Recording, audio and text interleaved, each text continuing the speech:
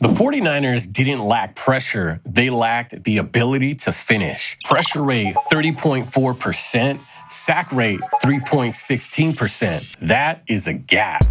And that's why the 12 wins that we had in 2025 felt fragile. Let's define the problem clearly. The 49ers generated disruption. They got into the backfield, but pressure without sacks is pretty much just noise. It's good, but it ain't great. With a pressure rate of about 30.4%, that ranks us 30th in the NFL in the 2025 season. With a sack rate of only 3.16%, that's ranked 24th in the NFL. Now, to put that into perspective, let's compare it to some of the most elite teams as far as defensive lines.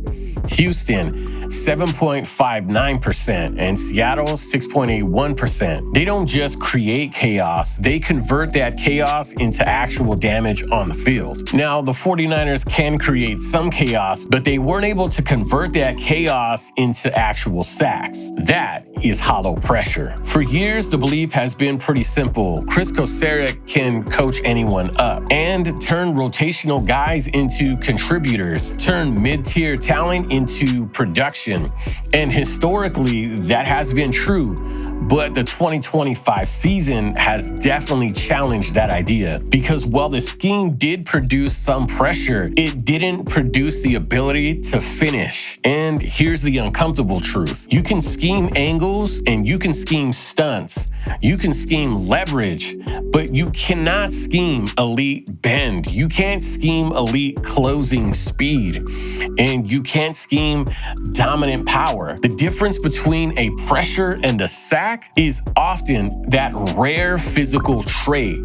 And outside of Nick Bosa, before his ACL injury, this roster didn't have it. Cleveland Farrell, Utos Gross Matos, had some community production together. Although these players have been useful, they're not blue chip finishers. Kocurek can manufacture some of this access, but he can't manufacture superiority. So how do you solve it? Free agency? Well, not realistically. Projected cap space, roughly $37 million, with extensions looming. Dead money considerations.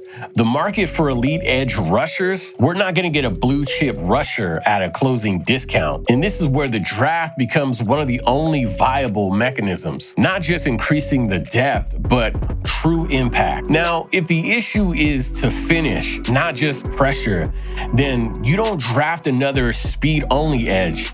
You draft for physics. Target profile, Keldric Faulk out of Auburn. 6'6", 290 pounds. Rare size, rare length. That matters because the problem wasn't just pass rush. It was run displacement. 1.6 yards before contact. That right there is bottom tier. You don't earn the right to rush if you can't win first down. Now, Faulk was able to record 9 sacks and 45 pressures, and an 85.5 PFF run defense grade. Now, here's why I think he's a fit. Early downs, heavy defensive end, he sets a hard edge, and he has the ability to stop forward momentum. This guy isn't just another edge rusher. This is a structural correction, succession, and flexibility. Now, with Bosa rehabbing, you need early season stability. Faulk gives you that plug-and-play size with that immediate edge integrity and interior flexibility once starters return. This is succession planning and trench correction in one move. The 49ers didn't lose because they lacked effort. They lost because they lost the physical battle. Pressure without the ability to finish, speed without displacement, chaos without any consequences.